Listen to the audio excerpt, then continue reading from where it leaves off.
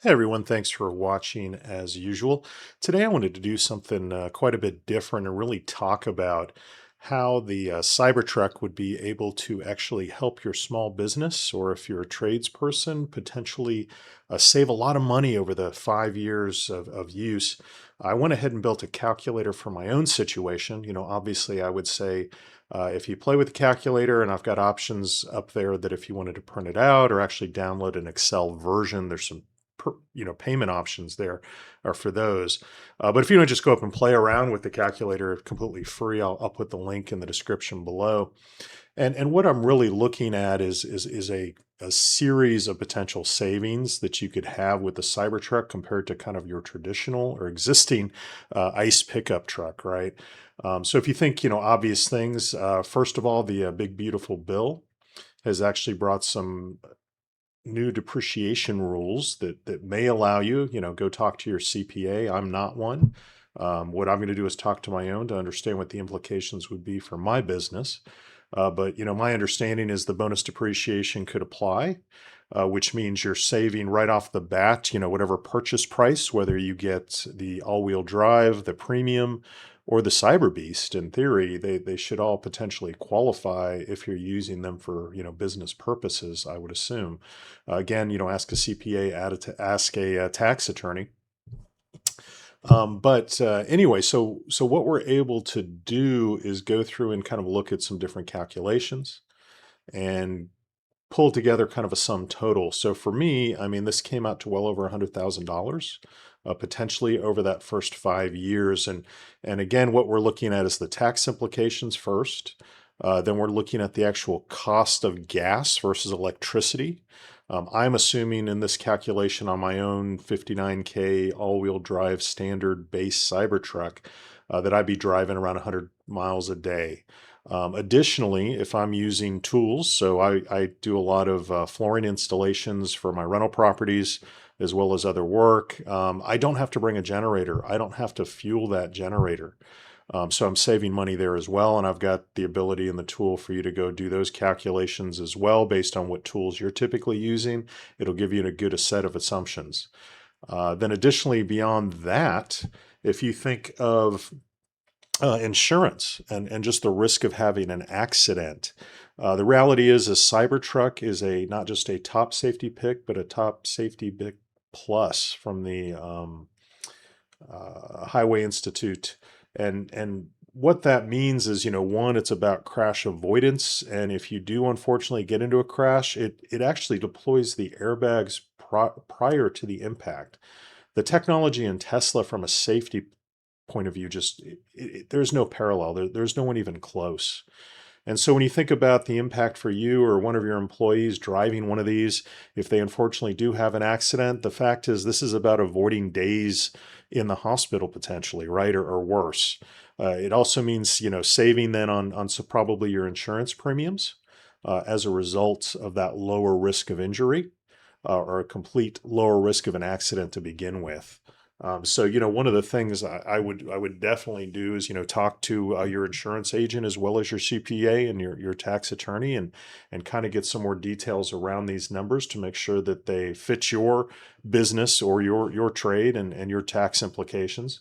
Um, so the other one that's really big is actually around maintenance costs. So realize when you get a Cybertruck or any Tesla for that matter, you really just don't have the maintenance anymore. So you don't do oil changes, you don't do tune-ups, you don't typically have to worry about your brakes because the regenerative braking isn't using the brake pads. So you'll get many more years out of your brake pads than you would with a normal vehicle. So for me, I've had 8 years of EVs at this point, Teslas and Rivians. I have maybe spent, all told, about 8 hours getting maintenance done to those vehicles, if that. And it's usually because there's a recall or something, because typically they'll drive out to you. They'll actually come out and do those kind of regular items like, tire rotations, for instance, right? They'll come out to you to do them. So you're not losing the time of having to take it down there and losing your truck while it's in the shop for half a day or a full day or more, like you do with a traditional car. You're also not doing any emissions testing. So you're saving that time every year.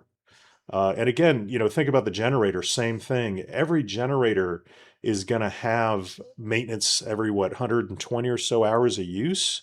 Well, the generator's built into the Cybertruck. You're just plugging into the back and coming off the battery. So you're getting a bunch of benefits there. Just lack of noise, lack of the cost of fuel, of course. And the fact you're not having to do oil changes on that generator or replace seals or anything else. So when you start adding all these numbers up, they add to big numbers. If you think of the extra days of work you get where you're not in the shop, that's real revenue for you and your business on top of all of this. And I think there's other savings I'm not even counting in here. There's so much benefit, really, of using your Cybertruck as an office. You can do things like go ahead and bring up web applications like I'm doing on the video here, right? I've built a web application calculator. I've also built an example of a kind of like a contractor app that would allow you to do things like create estimates from within the truck, to actually send those estimates over to your customers, or to have your customer come into the truck and actually sign that estimate in real time.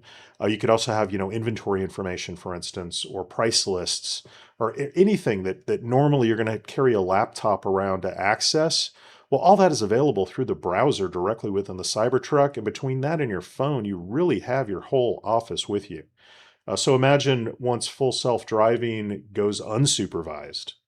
So at some point, right, they've been promising it, I know, for a long time, but hopefully in the next 5 years, while you own this truck and you're depreciating the asset, you'll be able to do that work while the truck is driving you to the next appointment or your next customer. I mean, that's really, really, really powerful when you think about it.